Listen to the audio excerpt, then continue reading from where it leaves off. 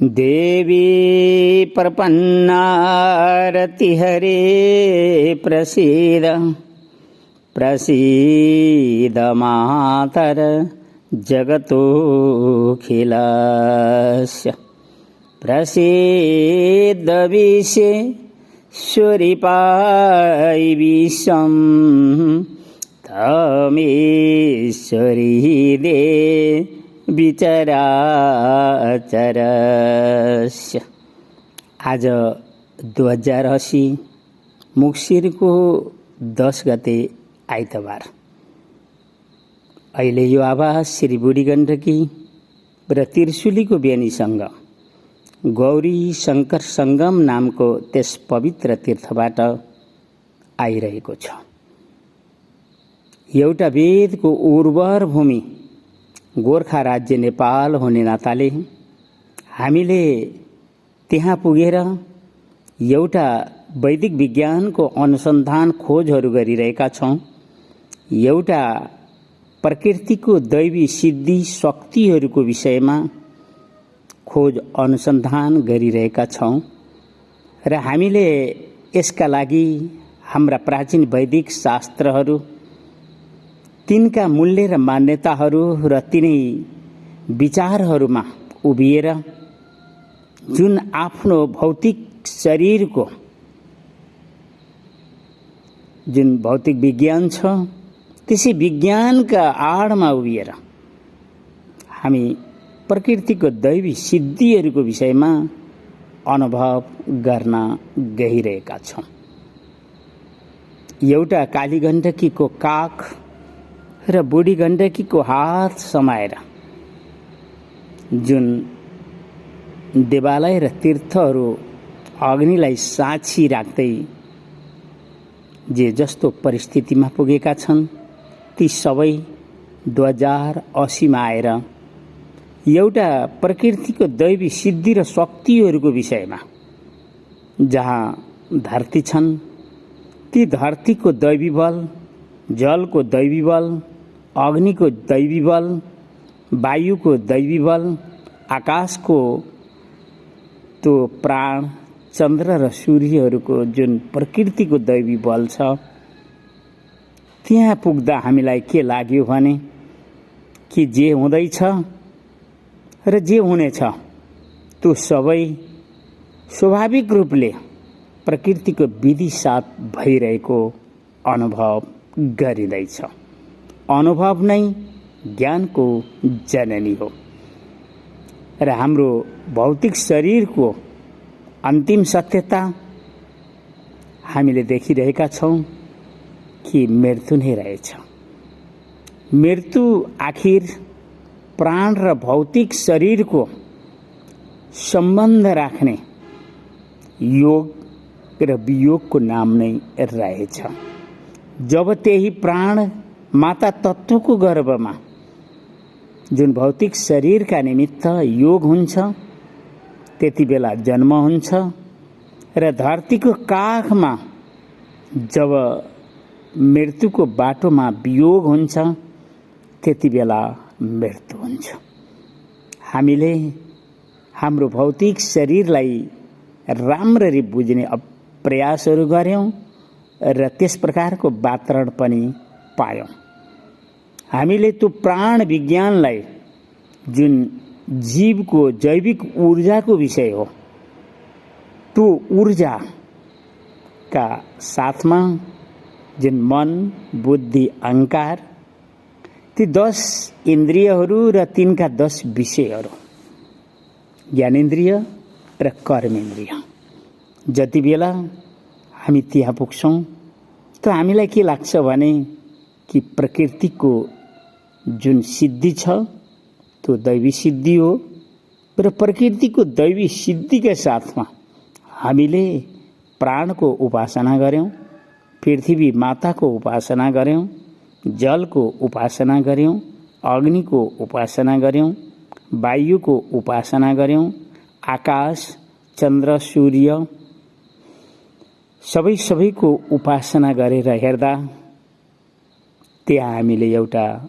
दैवी सिद्धि र शक्तिको विषयमा अनुभव गर्यौं। किनकि जति बेला आँखाहरूले देखिरहेका थिए, कानहरूले सुनिरहेका थिए, नाकहरूले सुँघिरहेका थिए, जिब्राले रसेन्द्रिय लिने र छालाहरूले जुन तितो र चिसो र तातोको अनुभव गरिरहेका थिए, त्यति बेला हामीले हात खुट्टा चलाउने, ती मलमूत्र उत्सर्ग गर्ने र त खाने बोल्ने मुखहरूको विषयमा पनि अनुसन्धान गर्न पुग्यौं। जाँदा जाँदै हामीले एउटा माता तीर्थ धामलाई सिद्ध शक्तिपीठको रूपमा परिचय गराउने प्रयासहरूमा यहाँको जुन अग्नि देवता छन् र यो धरती छ, यिनै दुवैको बललाई अनुभव गर्न पुग्यो।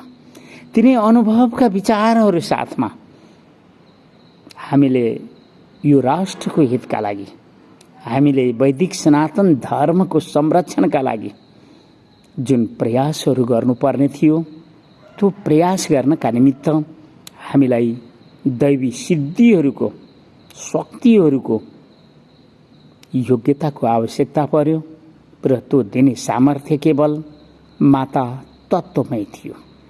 त्यसैले माता तत्त्व भन्नाले सर्वेश्वरी पृथ्वी माता, विश्व मानव जातिलाई सिर्जना गर्ने ती देवी आमाहरू र जे जति पनि हाम्रो प्रकृतिको शक्तिहरू छन्, ती शक्तिहरू तिनै माता तत्त्वको हो भन्ने विषयमा अनुभव गर्न पुगियो। दुर्जनहरू, दुष्टहरू र मूर्खहरूले हाम्रो वैदिक विज्ञानको विषयमा, प्रकृतिको दैवी सिद्धिको विषयमा र भौतिक विज्ञानका ती वैज्ञानिकहरूको विषयमा नबुझेर केही पनि हुँदैन। न त हाम्रा प्राचीन ऋषिहरूका जुन प्राचीन वैदिक शास्त्रहरू छन्, ती ऋषिहरूका अनुभव विषयहरूलाई पनि नबुझेर कुनै त्यति अप्ठ्यारो पर्दैन। किनभने प्रकृतिसँग एउटा दैवी प्रकोपको बल छ। उसले जब चाहिदियो भने, उसले न्याय गर्न खोज्यो भने, यहाँ प्रकृतिको दैवी प्रकोपका साथमा वैदिक सनातन धर्मको जुन आजसम्म पनि परम्पराहरू बल्छन्, ती सबै हामीले जब अध्ययन गर्दै गयौं, त्यहाँ प्रकृतिको दैवी सिद्धि शक्तिका साथ नै संरक्षित भएको रहेछ। आज त्यो वातावरण रहेन। एकातर्फ यो राष्ट्रको व्यथितिको बहुदलीय राज्य शासन, अर्कोतर्फ नेपाली हिन्दू समाजको दिनानुदिन पतनको वातावरण। हामीले त्यहाँ माझमा उभिएर हेर्दा त्यो नेपाली हिन्दू समाजको पतन हुनुको मूल कारण वैदिक शैक्षिक वातावरणहरूको अभाव, धार्मिक अनुशासनको अभाव र यहाँ जन्मले जुन सामाजिक अन्याय, धार्मिक अन्याय गर्ने वातावरणहरू छन्, त्यही नै हामीले त्यहाँ देख्न पुग्यौं। त्यसैले हामीलाई के लाग्यो भने कि धरतीको श्राप जबसम्म पर्दैन, जबसम्म प्रकृतिको दैवी प्रकोपहरूले यहाँका उदण्ड मूर्ख दुर्जनहरूलाई सताइँदैन, त्यति बेलासम्म वैदिक सनातन धर्मको मूल्य र मान्यताहरू बुझ्न अब सहज देखिँदैन। हामीसँग आज पनि प्राचीन वैदिक शास्त्रहरू छन्। आज पनि त्यस्ता विचारकहरू जो असाधारण प्रतिभाका साथमा प्रकृतिको दैवी सिद्धि शक्तिहरूको विषयमा अनुभव गर्नेहरू पाइन्छन्। त्यसैले यी आवाजहरू नेपाली जनसमाजलाई शिक्षाका लागि पठाइँदैछ। यी आवाजहरू भोलिको इतिहासका लागि संग्रह गरिँदैछ। किनकि हामीले यो राष्ट्रको हितका लागि प्रकृतिको दैवी सिद्धि र शक्तिहरूको सदुपयोग गर्नु परिरहेको छ। त्यो केवल वैदिक विज्ञानको अनुसन्धान खोज साथमा मिल्ने रहेछ। त्यो केवल हामीले आफूलाई, आफ्नो जीवनलाई माता तत्त्वको गर्भमा जब देख्छौँ, अनुभव गर्छौँ र विश्व मानव जातिलाई सिर्जना गर्ने ती देवी आमाहरूलाई उनीहरूको चरित्र र व्यवहारहरू बुझेर सम्मान दिनतर्फ जान्छौँ, त्यति बेला हामीले एउटा प्रकृतिको दैवी सिद्धि शक्ति विषयमा जीवनमा अनुभव गर्न सक्छौँ। जीवनको अन्तिम सत्यता मृत्यु नै हो। त्यति बेला हाम्रो यो भौतिक शरीर पृथ्वीको काखमा नै रहनेछ र हामीले जुन जैविक विद्युतीय ऊर्जा प्राण स्वरूप छ, त्यहाँ हाम्रा मन, बुद्धि, अहंकार र ती 10 इन्द्रियहरू र तिनका विषय ज्ञान र कर्महरू सबै त्यही नै समाहित हुन्छन् र त्यति बेला एउटा शून्य जो निद्रा समाधिको अनुभूति हुने गर्दछ र त्यही अन्ततः जब भौतिक शरीर नै नष्ट हुन्छ र त्यो प्राण जुन जैविक विद्युतीय ऊर्जा हो उसले प्रकृतिको न्याय अनुसार कर्मको आधारमा अडिएर फेरि उसले 184 योनिहरूको जुन यो जगत चक्र छ, त्यो जगत चक्रमा उसले कहाँ कस्तो कुन शरीर प्राप्त गर्न छ र कस्तो भोगहरू भोग्नु छ तिनै प्राप्त गर्दो रहेछ।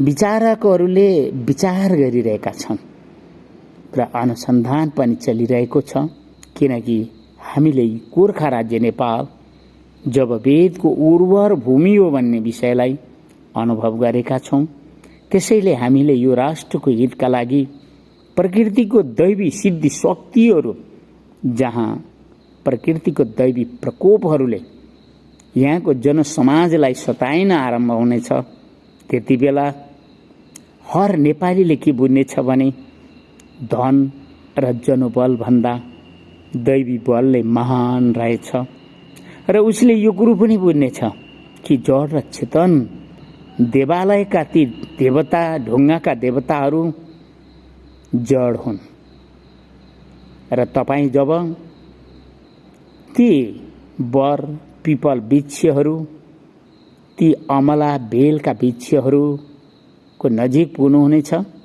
तपाईलाई चेतन ऊर्जाको अनुभूति हुनेछ।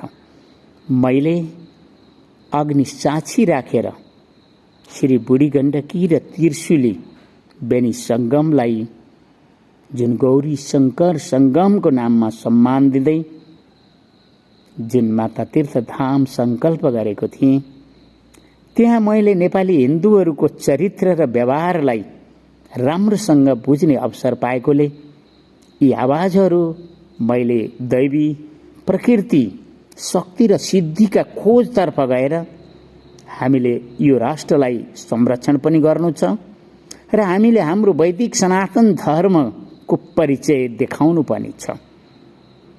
सायद तपाईहरूलाई यो आवाज अचम्म पनि लाग्नेछ, किनकि मसँग त्यस प्रकारको योग्यता थिएन र मैले ती देवी आमाहरूलाई सम्मान दिएँ र ती देवी आमाहरूले 2080 पछि माता तीर्थधामको यस धरती र ती अग्निले आफ्ना दैवी बलहरू परिचय देखाउन जाने वचनहरू दिँदा मैले यी आवाजहरू पनि पाउन पुगिरहेको छु। मलाई विश्वास छ यो राष्ट्रको हितका लागि हामीले दैवी प्रकृति बल शक्तिहरूको नै यहाँ सदुपयोग गर्नु परिरहेको छ, किनकि शहरका सडकमा जुन जनचाहहरू गइरहेका छन् र उनीहरूले धर्मको विषय पनि उठाइरहेका छन्, संस्कृतिको विषय पनि उठाइरहेका छन् र राष्ट्रको संरक्षणको विषय पनि उठाइरहेका छन् र त्यहाँ हामीले देखिरहेका छौँ त्यहाँ पशुपन्छी हिंसा मांसहरू पनि चलिरहेका छन्, त्यहाँ मतवाली पदार्थहरू पनि चलिरहेका छन्। अनि हामीलाई लाग्यो कि हाम्रो प्राचीन वैदिक शास्त्रमा त्यसो छैन। हाम्रो प्राचीन वैदिक शास्त्रमा त पशुपन्छी हिंसा गर्नु एउटा 84 लाख जैविक विज्ञानका विद्यार्थीहरूले त्यसलाई जघन्य अपराधको रूपमा अनुभव गर्ने गर्दछ। त्यसमा पनि मानव जातिलाई प्रकृतिले त्यस्तो अनमोल दैवी बल र सिद्धि शक्तिहरू, मन बुद्धिहरू दिएको छ। त्यसैले हर मानव जातिले के सोचोस् भने जुन प्रकृतिले जस्तो प्रकारको शरीर र ती कर्महरूको भोग भोग्ने सामर्थ्य दिएको छ त्यही बाटो समाऊ, होइन भने हामीले प्रकृतिको असन्तुलन बनाउने प्रयास गर्नाले प्रकृति रुष्ट हुन्छ। रुष्ट प्रकृतिले हामीलाई अवश्यमेव प्रकृतिको दैवी प्रकोपका साथमा सताउन पुग्नेछ। हामीले त्यही नै हाम्रा प्राचीन वैदिक शास्त्रहरूमा देखिरहेका छौँ। र जहाँ धर्म छ, जहाँ सत्य छ, त्यहाँ दैवी बल पनि छ। त्यही अनुभव गरिएको छ र त्यही अनुभवका साथमा यी विचारहरू हर नेपालीलाई जनशिक्षाका लागि पस्किँदै पनि छ।